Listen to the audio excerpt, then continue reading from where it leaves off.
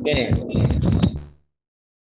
alhamdulillah siang ini di hari yang ketiga ya.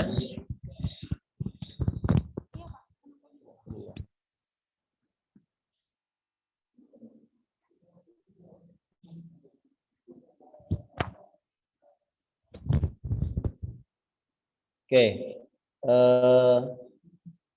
ini hari terakhir ya. Jadi sebelumnya saya di room 3. Hari ini geser ke room 7. Mungkin karena bidang hari ini juga khusus ya. Ya temanya Tradition and Multicultural Studies. Jadi ini bidang kajian saya. Hari ini ada 5 presenter ya.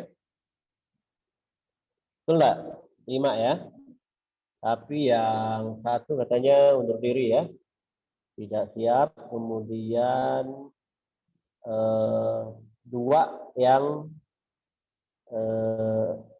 offline ya. Ada 2 ya yang offline ya. Yang 2 lagi online ya. Mudah-mudahan bisa lancar sinyalnya ya. Oke. Ya. Saya persilakan nanti presentasi ya. Waktunya maksimal 10 menit ya. Nggak usah lama-lama. Kalau lama-lama nanti kalian kayak mau memaparkan makalah aja ya. Oke, yang pertama dari Universitas Islam Negeri Antasari Banjarmasin, Rofiqa Zulfa Salsabila ya. Judulnya The Banjarahan Tradition of Banjar People at Al-Fitr during COVID-19 Pandemic Case Study of Banjarmasin City ya. Oke, ada ya, Mbak Rofiqa ya. Kamu maju ke depan. Oke, dipersilakan presentasi dengan singkat, padat, dan menarik ya. Oke, waktu dan tempat saya persilakan ya.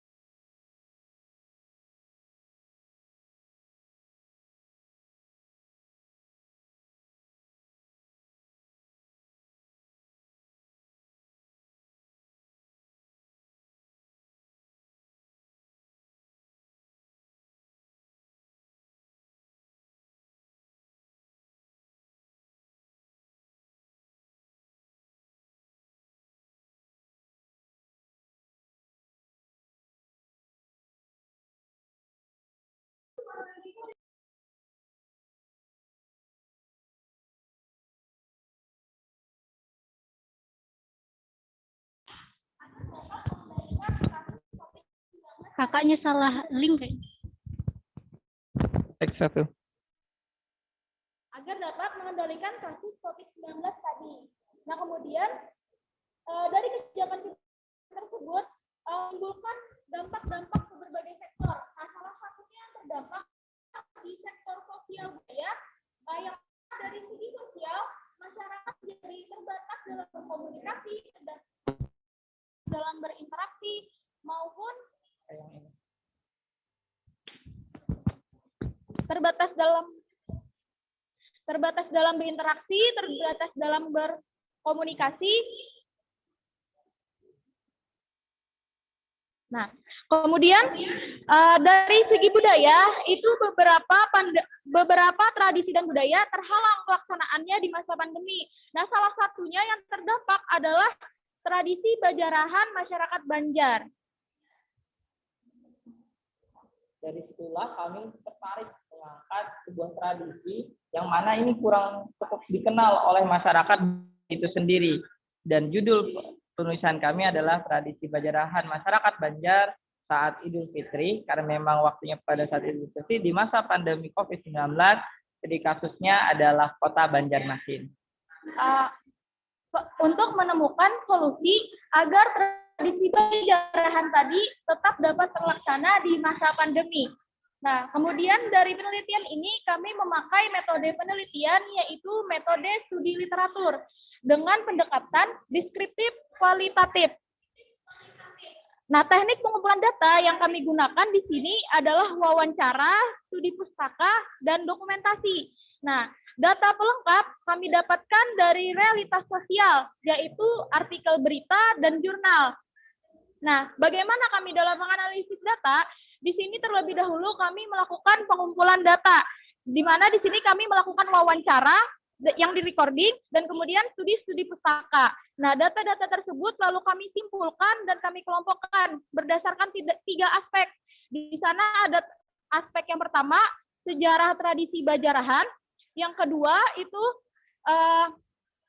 kondisi tradisi bajarahan sebelum pandemi, dan yang ketiga dampak pandemi terhadap kondisi bajarahan. Nah, data tersebut lalu kami analisis dan diperkuat oleh data pelengkap yang bersumber dari realitas sosial, yaitu artikel berita dan jurnal.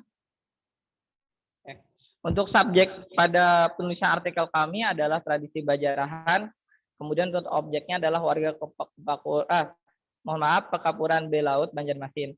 Untuk partisipan dalam wawancara sendiri ada 3 orang, yaitu yang pertama ada Ibu Munjiah, warga Pekapuran B yang setiap tahunnya berpartisipasi dalam rombongan bajarahan. Yang kedua ada Ibu Khadijah, yang mana beliau ini menjadi tuan rumah bajarahan, tapi tidak melaksanakan lagi ketika masa pandemi, seperti itu. Yang ketiga, yang terakhir ada Ibu Julaiha, sebagai tuan rumah yang rutin setiap tahunnya melaksanakan tradisi bajarahan, meskipun di saat pandemi sekalipun. Kita masuk ke sejarah tradisi bajarahan. Nah, jadi menurut KBBI, jarah itu artinya adalah hasil rampasan perang. Nah, warga yang datang bersilaturahmi seakan menjarah hidangan yang disediakan oleh tuan rumah. Nah, kemudian apa itu kata bajarahan? Nah, kata bajarahan di sini bermakna sebuah tradisi silaturahmi masyarakat Banjar yang dilakukan secara berombongan dari rumah ke rumah setiap Lebaran, khususnya saat Idul Fitri.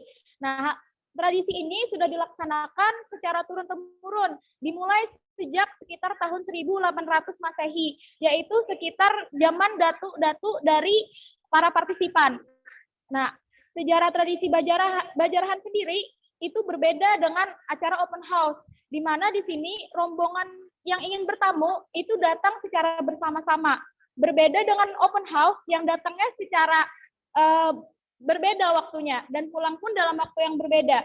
Tetapi di bajarahan itu datang dan pulang dalam waktu yang bersamaan. Dalam tradisi bajarahan itu ada 2 aspek yang menjadi hal utama dalam tradisi bajarahan. Yang pertama itu adalah tuan rumah, orang yang menyediakan tempat rumahnya sebagai acara berlangsung. Yang kedua adalah rombongan warga menjarah atau tamu silaturahmi. Tradisi bajarahan ini penting sekali untuk mempererat tali silaturahmi sosial di masyarakat, baik itu tetangga, RT, sampai pun RW. Nah, kita memasuki tradisi bajarahan dalam perspektif Islam. Nah, jadi silaturahmi sendiri itu dalam Al-Quran tidak disebutkan secara spesifik bagaimana pelaksanaannya. Di sini mengindikasikan bahwa kita diperbolehkan menjalin silaturahmi dengan kesanggupan dan kemampuan kita masing-masing dan cara kita masing-masing. Nah, di sini ada ayat yang bersesuaian dengan tradisi bajarahan, yaitu surah An-Nisa ayat 1, di mana di surah ini silaturahmi itu dibangun berdasarkan ketakwaan kepada Allah Subhanahu wa taala, bukan berdasarkan pangkat, kedudukan ataupun hal lain sebagainya. Nah, hal ini bersesuaian dengan tradisi Bajarahan, di mana tradisi Bajarahan sendiri itu yang mengikuti bebas, dari orang dewasa sampai anak-anak, dari tuan rumahnya yang mampu untuk menyediakan banyak makanan sampai makanan sederhana saja, itu bebas. Disinilah ajang masyarakat untuk bersilaturahmi sekaligus bersedekah, di mana tuan rumah yang menyediakan makanan bagi para penjara, di sana ia dapat sekaligus bersedekah dan menjalin silaturahmi. Nah, kita memasuki kondisi tradisi Bajarahan sebelum masa pandemi. Nah, tradisi Bajarahan ini biasanya dilaksanakan saat Lebaran, baik saat Hari Raya Idul Fitri maupun Idul Adha. Teknisnya seperti ini. Pertama, tuan rumah itu melakukan besaruan. Apa itu besaruan? Jadi tuan rumah mengundang warga secara lisan setelah selesai sholat Id. Nah, warga kemudian berkumpul dalam satu titik. Di sana ada yang memandu baik dari pemuka agama atau dari ketua RT-nya. Nah, lalu ketika mereka sudah berkumpul, itu mereka bersama-sama membentuk rombongan dan pergi untuk mengunjungi tuan rumah yang sudah siap. Nah, jadi ketika mereka berkunjung, itu sebelum makan-makan dan bersilaturahmi, mereka terlebih dahulu berselamatan. Nah, berselamatan di sini adalah pembacaan doa-doa untuk mengambil keberkahan dari kegiatan yang sedang mereka laksanakan. Nah, setelah itu, mereka lalu makan-makan dan mulai berbincang-bincang. Setelah selesai berbincang-bincang, disinilah mereka bersalam-salaman dan saling meminta maaf. Nah, kemudian yang terakhir, mereka pamit menuju rumah selanjutnya kepada tuan rumah. Tuan rumah di sini pun seusai membersihkan rumahnya, ia akan ikut bergabung dengan rombongan tadi menuju rumah tuan rumah lainnya. Sehingga di sini semuanya dapat saling bersilaturahmi. Oke, jadi ketika COVID-19 itu memasuki Indonesia, tradisi Bajarahan juga terdampak. Nah, di sini ada kemerosotan ekonomi. Sebagaimana dikemukakan oleh WHO, itu sebagian besar negara mengalami kemerosotan ekonomi, salah satunya pun Indonesia. Di sini tradisi Bajarahan juga terdampak karena ekonomi tuan rumah itu juga merosot, dan kemudian ada beberapa keluarga dari tuan rumah yang mengalami kematian sehingga mereka terbatas untuk melakukan Bajarahan ini. Kemudian ada pula kebijakan PSBB. Nah, adanya pembatasan kegiatan sosial dan anjuran untuk mengkarantina diri di rumah, sehingga banyak masyarakat Banjar yang berdiam diri di rumah. Nah, tradisi Bajarahan sendiri ini melibatkan banyak rombongan warga dan berpotensi menyebabkan kerumunan di masa pandemi. Nah, kemudian ada pula social physical distancing, nah yang mana di sini kunjungan itu dibatasi ke tempat yang banyak orang. Dan kegiatan bersalaman yang merupakan salah satu kegiatan dalam Bajarahan itu tidak dapat dilaksanakan karena physical distancing tadi. Nah, kemudian ada pula lockdown dan larangan mudik. Nah, berdasarkan para partisipan, itu keluarga yang berasal dari luar kota, keluarga-keluarga yang tinggal jauh, mereka pulang saat Hari Raya Idul Fitri. Di sana mereka akan mengikuti Bajarahan, tetapi karena masa pandemi, mereka terhalang untuk pulang. Sehingga di sini partisipan menyatakan bahwasanya Bajarahan itu menjadi lebih sepi dan semakin sedikit orangnya karena mereka yang berasal dari jauh itu terhalang untuk mengikuti. Dikarenakan COVID-19, maka tradisi Bajarahan perlu melakukan adaptasi agar tradisi tersebut tetap berjalan di masa pandemi. Yang pertama, memanfaatkan hasil dari wawancara kami analisa dan kami mendapatkan beberapa poin penting. Yang pertama adalah memanfaatkan kemajuan teknologi informasi yang seperti kita ketahui menggunakan aplikasi Zoom atau Google Meet serta video call WhatsApp untuk tatap muka.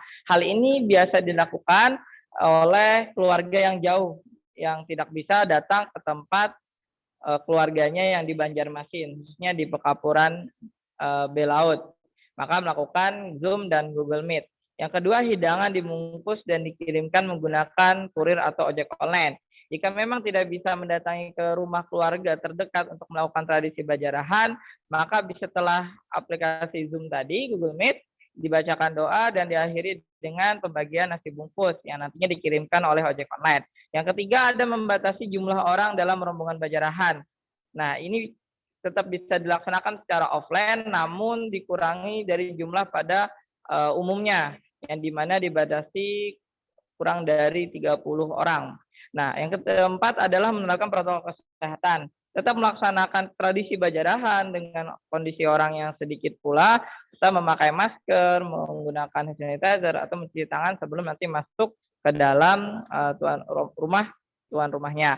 Yang terakhir, mengirimkan parcel atau hampers untuk keluarga yang jauh, untuk yang bertempat tinggalnya jauh di luar kota.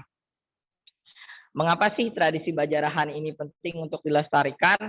Yang pertama, hasil dari kami bersesuaian dengan salah satu perintah Islam, yang mana silaturahmi dan sedekah itu merupakan dua hal yang sangat baik untuk dilakukan, dan bahkan silaturahmi sendiri merupakan salah satu kegiatan yang nantinya kita laksanakan di surga kelak nanti.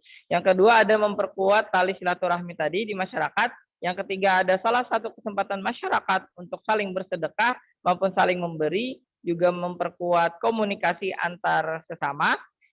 Yang terakhir, dapat menjadi solusi terhadap kurangnya semangat kekeluargaan, semangat gotong royong, dan sikap sosialisasi yang kita rasakan di masa pandemi. Simpulan atau ringkasan akhir dari presentasi kami, yang pertama, tradisi Bajarahan merupakan tradisi silaturahmi masyarakat Banjar yang telah ada selama puluhan tahun dan secara turun-temurun dan banyak dilakukan oleh warga Pekapuran Belaut, Kota Banjarmasin. Tradisi Bajarahan ini sesuai dengan perintah Islam, yaitu silaturahmi dan sedekah. Tradisi Bajarahan yang dapat memperkuat tali silaturahmi masyarakat dan sebagai salah satu kesempatan masyarakat untuk bersedekah maupun saling memberi. Terakhir, tradisi Bajarahan pada masa pandemi perlu dilakukan adaptasi agar tidak menghilangkan atau tidak melaksanakan, agar tetap dapat dilaksanakan sebagai solusi terlaksananya. Yaitu yang pertama, dengan memanfaatkan kemajuan teknologi, kita bisa menggunakan Google Meet, virtual, Zoom meeting, maupun video call. Yang kedua, kita bisa melakukan hidangan tadi dibungkus dan dikirimkan ke tetangga atau orang-orang sekitar. Yang ketiga, membatasi jumlah rombongan dan menerapkan protokol kesehatan ketika melaksanakan tradisi Bajarahan. Sekian dari kami dan terima kasih. Temuilah saudaramu, karena itu bisa jadi amal yang membuatmu masuk ke dalamnya.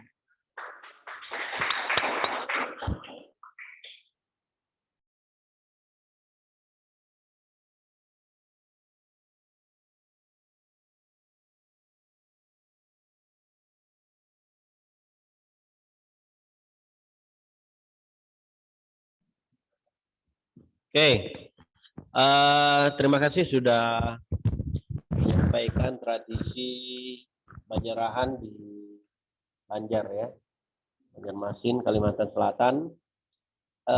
Ya, kalau di Kalimantan Barat itu ada istilah Lebaran pertama, kedua, ketiga. Nah, itu penamaan khusus mungkin tidak ada ya. Tetapi dia biasanya Lebaran 1, 2, 3 itu keliling terus ya ke rumah-rumah. Tapi memang efek pandemi mengurangi rasa silaturahim ya enggak? Pasti terasa ya. Apalagi yang namanya tradisi itu berangkat dari karya cipta, seni, dan karakter masyarakat pemilik tradisi itu. Nah, ketika harus dirubah dengan online, memang terasa perubahannya ya. Artinya rasanya kurang gitu ya. Nah, tetapi kalian sudah bisa menggambarkan bagaimana tradisi ini dilaksanakan di Banjar ya. Ya, salah satunya dengan Zoom ya, aplikasi Zoom ya. Kemudian PC ya, video call, kemudian mungkin kamu perlu buat TikTok ya untuk kirim ke keluarga gitu kan. Gitu. Terus, nah yang juga menarik memanfaatkan ojol ya, atau kirim parcel. Oke, saya kira ya apa yang telah kalian sampaikan itu ya memberikan sekali lagi sebagaimana di room 3 sering saya sampaikan, pandemi ini tidak mengurangi kreativitas kita ya. Nah, apalagi kalian sebagai mahasiswa, sebagai generasi emasnya Indonesia ke depan, itu harus betul-betul bisa mencari solusi dari kesulitan-kesulitan yang dihadapi. Karena kalau kita tidak bisa keluar dari masalah yang kita hadapi hari ini, kita akan ketinggalan jauh. Salah satu faktanya adalah masalah vaksin, ya. Nah, hanya beberapa negara yang kita supply. Dan alhamdulillah Indonesia juga bisa buat vaksin kan, walaupun kita masih beli triliunan dari luar, ya. Tapi kita alhamdulillah bisa juga keluar, ya. Saya kira itu. Terima kasih sudah presentasi dan sangat baik. Mudah-mudahan apa yang sudah dilakukan ya bisa berkembang di kemudian hari dan menjadi amal ibadah. Terima kasih ya. Kasih aplaus lagi ya.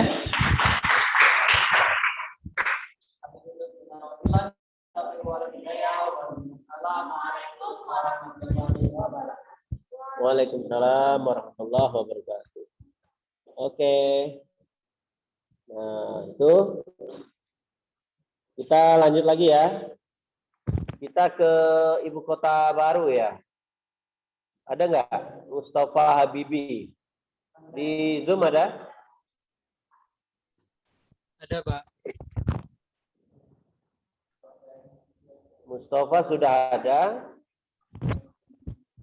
Halo Mustafa. Halo. Ya. Slide-nya kamu kirim sendiri ya. Iya, Pak. Siap. Ya, oke. Nah, Mustafa ini dari IAIN Palangkaraya ya. Akan menyampaikan tentang eksistensi adat Batamat Al-Quran pada perkawinan adat Banjar di era pandemi COVID-19. Studi di Desa Teluk Sari, Kecamatan Anguntai Selatan. Ya. Ini ya ternyata orang Banjar juga ini yang diteliti di Mustafa ya, walaupun berada di Palangkaraya ya. Iya, Ya, Pak. Mustafa ya. Iya, Pak. Oke. Dan di Kalbar juga banyak ya. Ada kampung Banjar. Nanti kalian yang dari Banjar mesti main juga ya. Iya, Pak. Ke kampung Banjar di seberang ya. Nanti diajak nih. Ya. Ada Mbak Novi level ini. Kamu terus tuh. Oke. Waktunya 10 menit ya. Nah, Iya, Pak. lebih sedikit bolehlah ya. Sedikit ya. Oke, silakan Mustafa Habibi dari IAIN Palangkaraya ya. Bismillahirrahmanirrahim. Assalamualaikum warahmatullahi wabarakatuh. Alhamdulillahirabbil alamin. Waalaikumsalam warahmatullahi wabarakatuh. Wa bihi nasta'inu ala umuri dunya waddin. Allahumma shalli ala sayyidina Muhammad wa ala alihi wa sahbihi ajmain, amma ba'd. Yang saya hormati Bapak moderator, Bapak Dedi Darmadi, para panelis dan audien baik secara online maupun offline yang berbahagia. Perkenalkan, nama saya Mustafa Habibi. Saya berasal dari Institut Agama Islam Negeri Palangkaraya. Kali ini akan mempresentasikan artikel yang berjudul Eksistensi Adat Batamat Al-Quran pada Perkawinan Adat Banjar di Era Pandemi COVID-19, Studi Desa Teluk Sari, Kecamatan Amuntai Selatan. Adapun yang melatar belakangi penelitian ini adalah 3 komponen. Yang pertama adalah COVID-19, yang mana kita ketahui bahwa pandemi ini yang ditetapkan WHO sebagai pandemi yang meliputi berbagai belahan negara di dunia saat ini. Dampak dari pandemi ini kemudian menyasar tidak hanya sektor ekonomi dan kesehatan, tetapi juga pendidikan, kemudian politik, kemudian sosial, budaya, dan lain sebagainya. Pada bidang sosial budaya misalnya, pandemi ini sangat-sangat memberikan implikasi yang begitu nyata bagi kehidupan masyarakat. Seperti pada perkawinan, yang mana kita ketahui bahwa perkawinan merupakan sesuatu prosesi atau kegiatan yang biasa dilaksanakan secara meriah, beramai-ramai, dan sangat dinanti-nanti oleh masyarakat. Perkawinan ini juga dilaksanakan pada adat Banjar, yang mana daerah Desa Teluk Sari merupakan semua penduduk bersuku Banjar yang kemudian sangat-sangat merasakan dampak dari pandemi COVID-19 ini. Atas latar belakang itu kemudian saya mengambil 2 rumusan masalah. Yang pertama adalah bagaimana prosesi Batamat Al-Quran pada perkawinan adat Banjar di Desa Teluk Sari, Kecamatan Amuntai Selatan. Kemudian yang kedua adalah bagaimana eksistensi Batamat Al-Quran tersebut di era pandemi COVID-19. Untuk menjawab 2 rumusan masalah, kemudian saya menggunakan metode penelitian lapangan kualitatif dengan pendekatan deskriptif analitik dengan sumber data primer masyarakat, sekunder buku, jurnal internet yang relevan, dengan teknik pengumpulan data, wawancara, observasi, dan studi lapangan di Desa Teluk Sari, Amuntai Selatan, Kabupaten Hulu Sungai Utara, dengan teknik analisis data yaitu reduksi data, penyajian data, dan penarikan kesimpulan.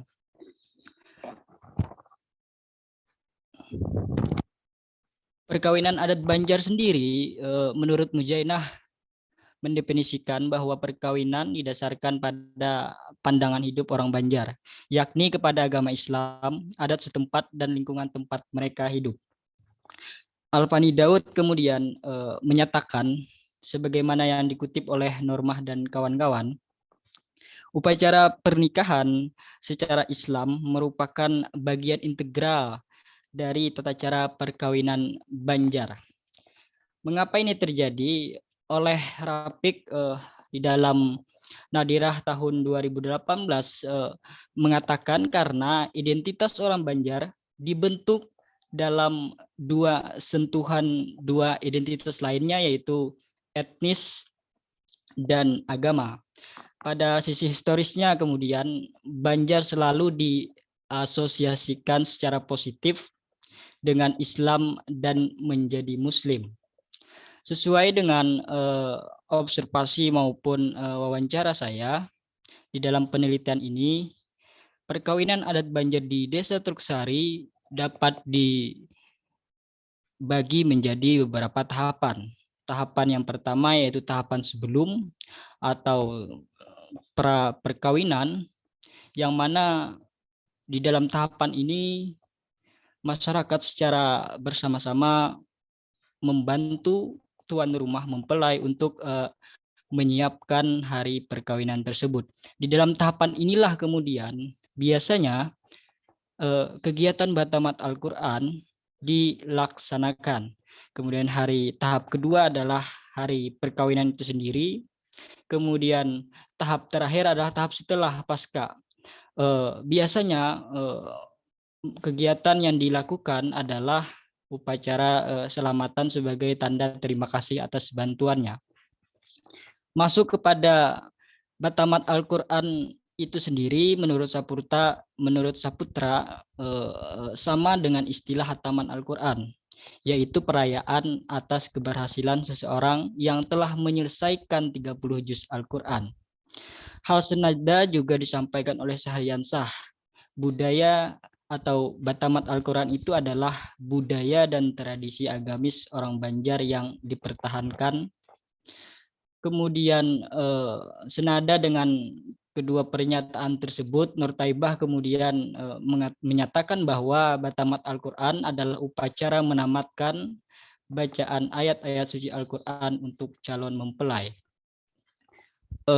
Ini juga sangat sesuai dengan apa yang menjadi data dari observasi maupun wawancara, yang mana Batamat Al-Quran pada perkawinan adat Banjar itu memang identik dengan khataman Al-Quran pada umumnya yang dilakukan oleh calon mempelai dilaksanakan sebelum hari perkawinan. Misalnya hari perkawinan itu dilaksanakan hari Minggu, maka Batamat Al-Quran itu atau hataman Al-Quran itu dilaksanakan hari Jumat atau Sabtu. Adapun materi-materinya memang sama dengan hataman Al-Quran. biasanya perkawinan Batamat Al-Quran ini di desa ini dihadiri oleh kaum perempuan atau ibu-ibu di rumah tuan rumah calon mempelai. Ini menjadi menarik untuk kita kaitkan, kita lihat dalam kondisi yang saat ini melanda Indonesia atau berbagai negara di dunia, yaitu pandemi COVID-19, yang mana kita sangat familiar dengan istilah-istilah 4M, 5M, atau seterusnya dan seterusnya. Tetapi prokes atau protokol kesehatan yang sering kita dengar dan diwajibkan ketika kita melakukan kegiatan adalah menjaga jarak, kemudian mencuci tangan, memakai masker, menjauhi kerumunan, dan menghindari mobilitas. Kalau kita kaitkan dengan Batamat Al-Quran sendiri, ini merupakan sesuatu yang memberikan pengaruh atau dampak yang nyata di dalam kegiatan tersebut. Karena kita ketahui tadi bahwa Batamat Al-Quran adalah sesuatu kegiatan yang sifatnya komunal atau beramai-ramai, melibatkan interaksi masyarakat yang tanpa batas.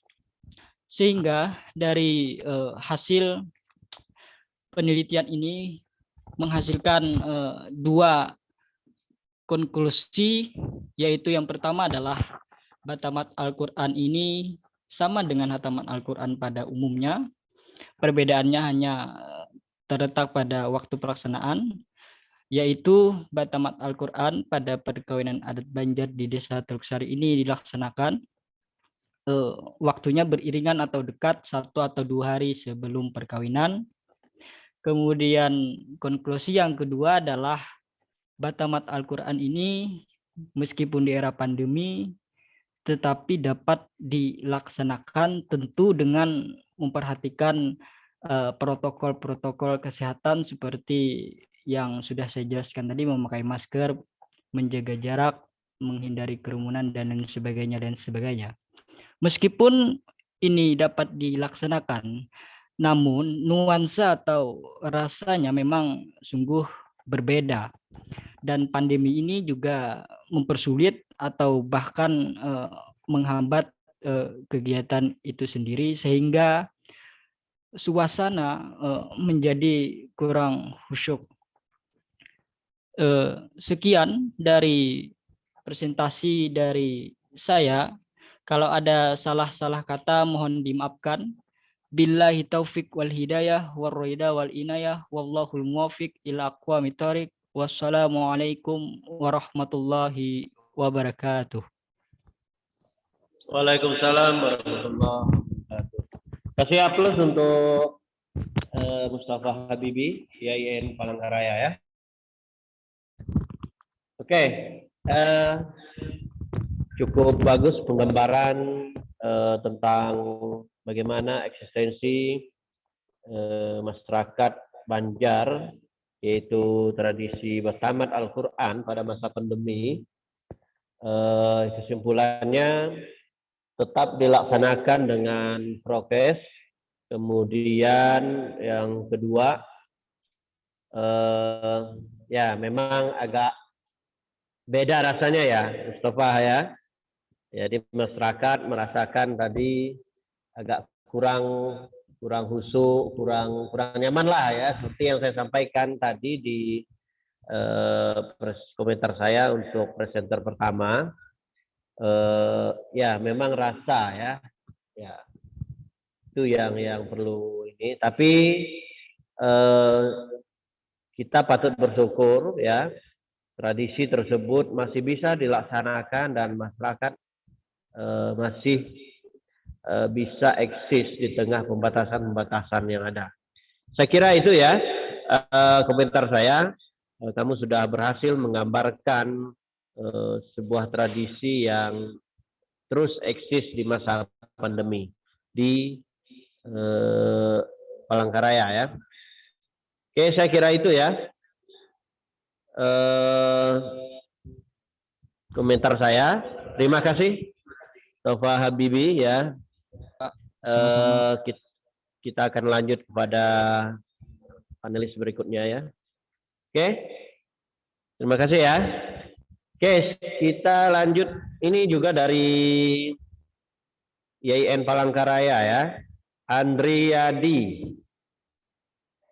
Secara luring ya. Nah, silakan Andriyadi dari IAIN Palangkaraya yang akan menyampaikan tentang tradisi tulak bala sebagai salah satu ikhtiar masyarakat Dayak dalam menghadapi COVID-19 ya. Wah, waktunya 10 menit lebih kurang ya. Lebih boleh lah ya. Kurang pun juga boleh. Terima kasih. Silakan.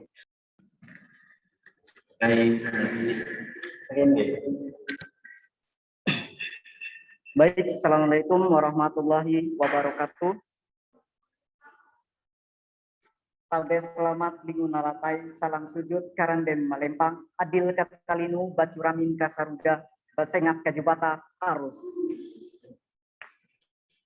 Baik, di sini terima kasih kepada Bapak Didi Karmadi yang telah memberikan saya waktu untuk mempresentasikan artikel saya yang berjudul Tradisi Tulak Bala sebagai salah satu ikhtiar masyarakat Dayak dalam menghadapi COVID-19. Langsung saja kepada pendahuluan. Di sini saya jelaskan sedikit mengenai beberapa latar belakang sehingga saya mendapatkan judul mengenai tradisi tulak bala ini. Yang pertama, silakan teman-teman perhatikan pada layar di depan ada gambar yang mungkin tidak asing lagi untuk kita semua, yakni COVID-19. Berbicara mengenai COVID-19 ini, banyak keresahan bagi masyarakat luas, terutama pemerintah dan juga khalayak ramai. Kemudian ada beberapa dari dampak yang sangat serius di beberapa bidang, terutama pendidikan, kemudian yang kedua kesehatan, dan yang ketiga ekonomi negara kita Indonesia. Kemudian beranjak dari gambar yang pertama, kita melangkah ke gambar yang kedua. Bisa teman-teman kembali perhatikan gambar yang kedua. Di sana ada gambar presiden kita, Bapak Joko Widodo. Di saya menggambarkan bahwa beliau adalah kepala pemerintah kita, di mana beliau memberikan atau membuat aturan untuk menekan penyebaran COVID-19 itu tadi. Di antaranya ada beberapa aturan atau kebijakan yang dikeluarkan mengenai COVID-19 itu tadi. Yang pertama ada PBB, yang kedua ada PBB transisi, lanjut setelah itu PPKM mikro, PPKM darurat, hingga yang terakhir PPKM level 3 dan 4. Beranjak dari gambar beliau, kita melangkah ke gambar berikutnya. Mungkin ini yang sedikit asing bagi kita semua, terutama rekan-rekan. Di sana ada beberapa orang yang melakukan suatu acara, itu dinamakan tradisi tulak bala. Tentunya di setiap provinsi, kabupaten, dan kota memiliki suku budaya tradisi yang berbeda, memiliki beberapa tindakan atau beberapa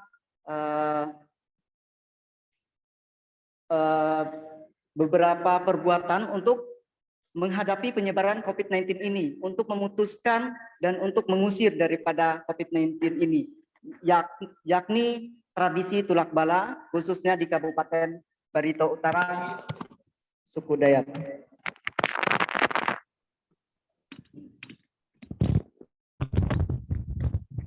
Baik, itu tadi mengenai latar belakang sehingga pemilihan itu tersebut. Masuk kita kepada metode penelitian. Di sini saya mengumpulkan data dari beberapa metode. Yang pertama, metode penelitian saya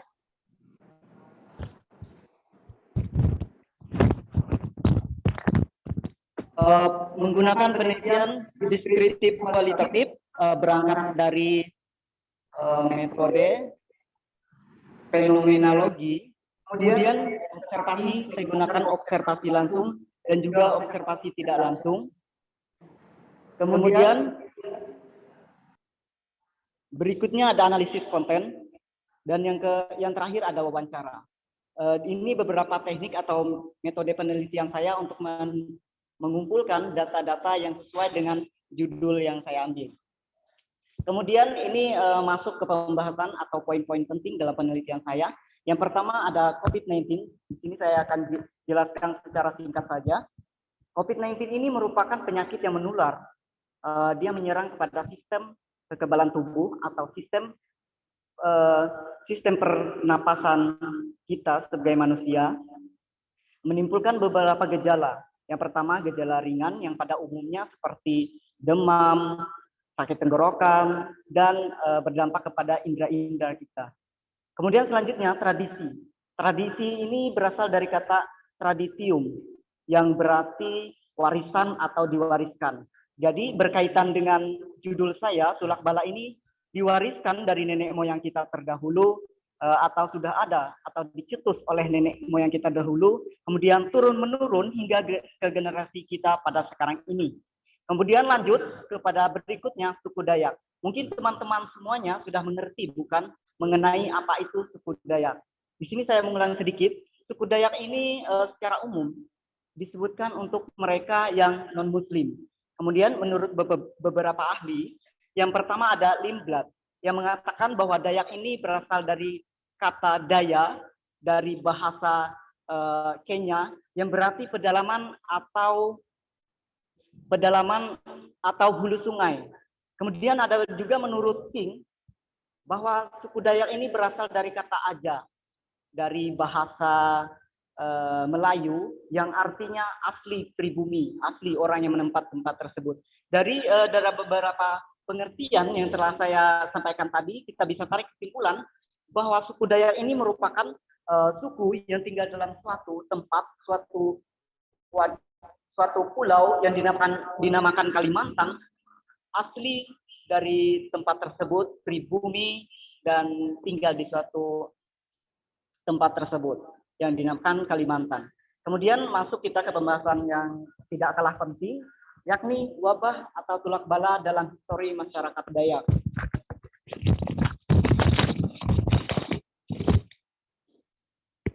Penyakit masal pada zaman dahulu itu dikenal atau lahir dari beberapa tindakan atau orang-orang terdahulu. Dia disebutkan ada dua penyakit yang hampir sama dengan keadaan kita sekarang ini, COVID-19, yang datang secara massal menyebabkan beberapa korban dan berakhir dengan korban jiwa. Yakni ada dua penyakit tersebut, yang pertama namanya penyakit menggulung, dan yang kedua penyakit kolera. Berangkat dari dua penyakit tersebut, hingga akhirnya peristiwa tersebut menimbulkan atau membuat tradisi tulak bala. Tradisi tulak bala ini diciptakan untuk mengusir, untuk memutus, serta menjauhkan daripada mara bahaya, bala, atau wabah-wabah penyakit yang datang secara massal. Konon ceritanya pada zaman dahulu itu, masyarakat Dayak ini tidak asing dengan kata makhluk gaib ini. Jadi mereka hidup berdampingan, dan dua penyakit yang dianggap berbahaya ini berasal dari campur tangan makhluk gaib. Jadi dari beberapa orang yang tinggal dalam suatu desa tersebut, ada beberapa orang yang paham mengenai peristiwa tersebut. Mengapa sih penyakit ini, penyakit massal ini, dua penyakit yang dianggap berbahaya ini bisa datang secara massal, memakan beberapa korban dan berakhir pada kematian. Jadi berangkat dari peristiwa tersebut, orang-orang terdahulu melakukan suatu tradisi yang dinamakan tulak bala. Tradisi tulak bala ini dikumpulkan masyarakat dalam suatu lapangan, bisa juga di masjid, dengan alat terpal dan lain sebagainya. Mereka lakukan beberapa rangkaian kegiatan seperti pembacaan doa, zikir, dan kegiatan-kegiatan rangkaian yang lainnya seperti itu. Kemudian tradisi tulak bala masyarakat Dayak ini berangkat dari peristiwa tersebut, maka terciptalah yang namanya tradisi tulak bala yang kita kenal pada sekarang ini. Mungkin di beberapa tempat telah dilakukan setiap tahunnya, tepatnya pada bulan Safar. Kemudian yang terakhir, bahasan saya yang terakhir, tulak bala sebagai ikhtiar masyarakat Dayak dalam menghadapi COVID-19. Jadi tradisi tulak bala ini sangat relevan dengan keadaan kita sekarang ini. COVID-19 yang datang secara massal yang memakan beberapa korban jiwa, bahkan bisa berakhir rumah sakit dan juga kematian. Maka dari itu sangat relevan sekali untuk saya teliti. Jika bukan kita sebagai generasi muda, sebagai generasi milenial, melestarikan budaya-budaya yang telah terdahulu untuk mengangkat kembali sebagai salah satu kebanggaan kita sebagai masyarakat Indonesia, khususnya di daerah saya, Kabupaten Barito Utara. Itu mengenai pembahasan saya. Kemudian kesimpulannya, di sini dari beberapa penjelasan saya bisa saya tarik kesimpulan, masyarakat dengan penuh harapan wabah virus corona ini segera berlalu. Seperti halnya wabah virus corona ini berdasarkan dari qadarullah, berdasarkan daripada ridho Allah, hingga turun ke bumi, ke negara kita Indonesia, dan dengan seizinnya jugalah dapat secepatnya bisa berlalu melalui kegiatan atau acara tradisi budaya tulak bala ini. Jadi dengan adanya tulak bala ini, dengan rangkaian yang berisi doa, berisi permohonan, berisi zikir, memohon kepada Yang Maha Kuasa agar segera diangkat daripada wabah virus corona ini. Demikian itu saja yang mungkin dapat saya sampaikan. Kurang dan lebihnya saya mohon maaf. Akhir kata saya ucapkan Assalamualaikum warahmatullahi wabarakatuh. Waalaikumsalam warahmatullahi wabarakatuh.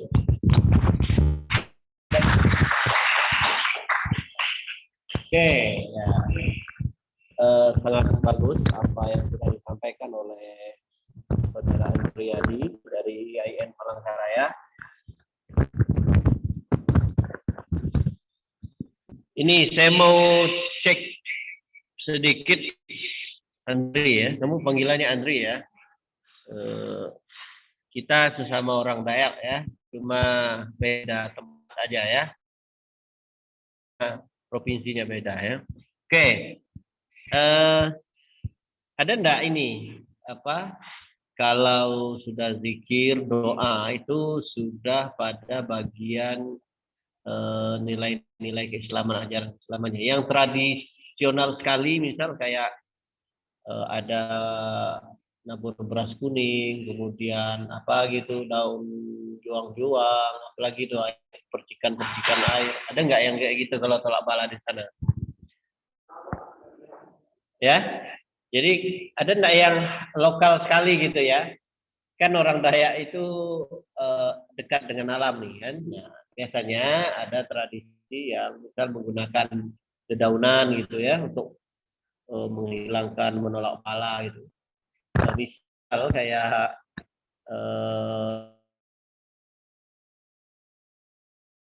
tepung tawar enggak di Palang. Nah, itu biasa kalau kamu beli mobil baru tuh ada tepung tawarnya kan. Nah, ada beras yang dicincang, kemudian dikasih kunyit, kemudian air, kemudian ditaburkan. Ada enggak kayak gitu?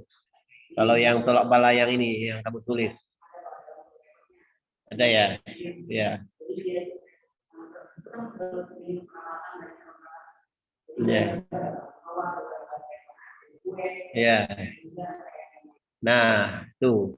Nah, maksud saya adalah ketika kalian menulis tentang khazanah lokal ya, semuanya termasuk yang pertama, kemudian yang kedua tadi, itu ciri-ciri lokalnya jangan hilang ya. Karena itulah sebenarnya nilai dari sebuah tradisi. Nah, nanti dia baru apa istilahnya beriringan dengan tradisi, disesuaikan dengan ajaran agama ya. Kemudian ya masing-masing agama biasanya. Kalau nilai lokalnya biasa kurang lebih muslim non muslim itu. Namanya orang Dayak itu kan ada muslim, non muslim ya. Nah, itu biasanya ciri lokalnya sama, tapi ketika sudah masuk pada ajaran agama, itu biasa ada masing-masing ada tambahan masing-masing ya. Doa dengan agama masing-masing, kemudian zikir dengan ajaran masing-masing kayak gitu ya. Oke, intinya adalah hari ini kita sudah disajikan 3 khazanah lokal atau tradisi yang merupakan bagian dari Islamic tradition in Borneo ya. Nah, kalau di YIN Pontianak itu punya cita-cita warisan budaya Borneo ya. Nah, Islamic Borneo Heritage ya. Nah, nanti mudah-mudahan ketika kita sudah jadi ibu kota baru di Indonesia, Borneo ini semakin maju dan sejahtera ya. Oke, terima kasih pemaparannya ya. Sekali lagi aplaus untuk semuanya. Kita ini masih ada 2 saatnya. Saya cek di Zoom belum ada. Gimana? Mbak Novi. Dari UIN Alauddin Makassar ya. Ada nggak? Kayaknya nggak ada kan? Kemudian yang dari YIN Palangkaraya juga nggak ada ya. Kalau tidak ada kita akan apa ini? Atau kita tutup?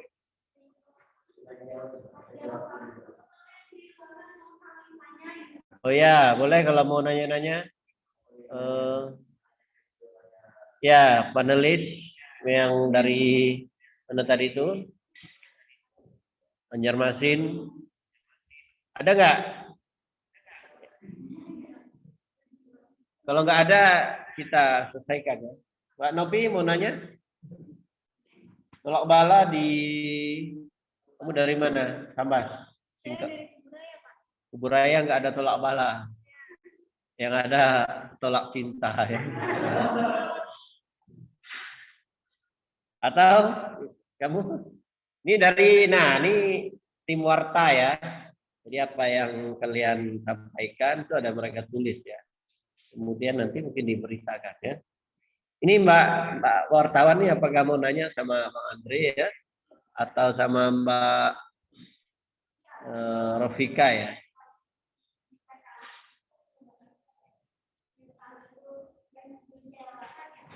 Bajarahan ya?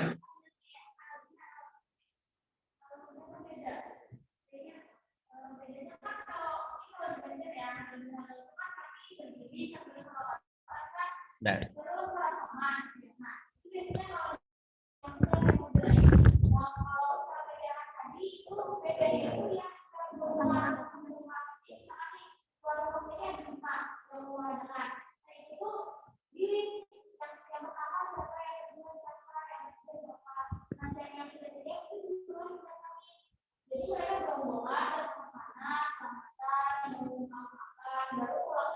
Ini ya.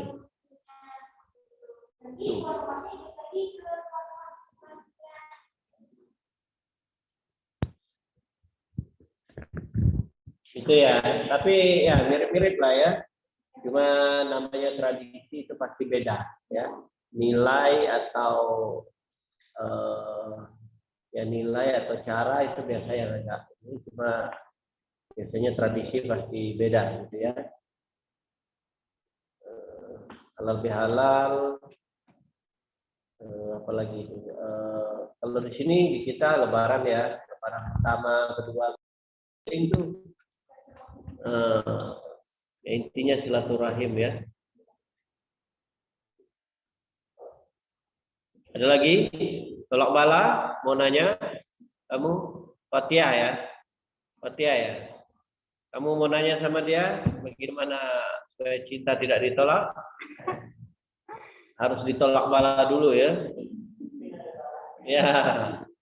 Oke.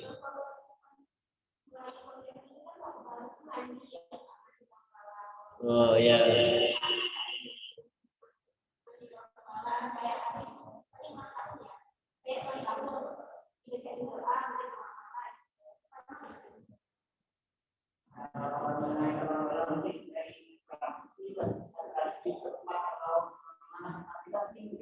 Ya ya.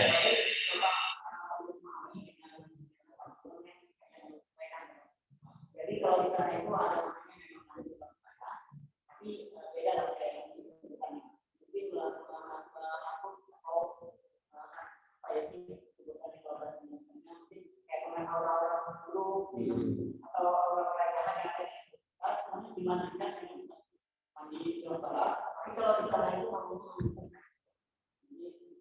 mandi berkat berkati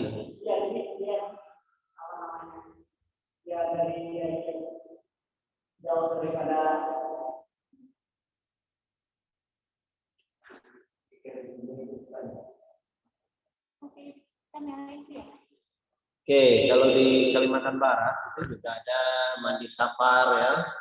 Itu juga tujuannya untuk menghilangkan ya hal-hal yang tidak baik ya. Yang barusan ini robo-robo. Nah, kalian ini mesti tahu nih, yang tidak tahu di Kalimantan yang lain ya. Tapi kalau di Kalimantan Barat, khususnya di Kabupaten Mempawah itu ada robo-robo. Robo-robo itu tradisi yang juga tujuannya adalah intisarinya yaitu menolak bala. Nah, itu juga. Artinya apa? Hari ini kita disuguhkan berbagai tradisi yang walaupun dia sesungguhnya maksudnya sama, tetapi namanya beda-beda dan cara melakukannya juga bisa beda-beda ya. Tapi sebenarnya kita sama-sama ingin menghilangkan hal-hal yang tidak baik itu ya. Cuma memang namanya tradisi itu biasa agak tipis bedanya dengan yang belum ada sentuhan nilai-nilai keislaman ya. Nah, tapi sejak Wali Songo, kemudian sejak ulama-ulama Nusantara ini menyebarkan Islam itu erat sekali dengan penggunaan tradisi lokal ya. Erat sekali, dan itu sepertinya strategi itu. Oh ya, saya dalam 2 minggu yang lalu ya, itu melakukan peta dakwah perbatasan riset ya, penelitian di salah satu perbatasan di Bengkayang. Memang menemukan ya salah satu temuannya adalah ketika berhadapan dengan masyarakat kan minoritas Muslim di sana ya. Ya, batas negara, kemudian minoritas. Ya. Jumlah Muslimnya di satu kecamatan itu di Jagoi Babang namanya itu 300-an. Kemudian 1.700-an itu non-Muslim. Artinya minoritas kan, minoritas sekali. Strategi dakwahnya tidak boleh konfrontir, kamu ngajak perang ya, kayak yang di TV ini. Tidak boleh gitu ya.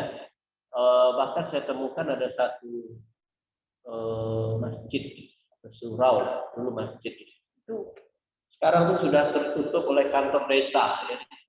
Jadi aksesnya sempit gitu ya. Nah, dakwahnya harus yang soft.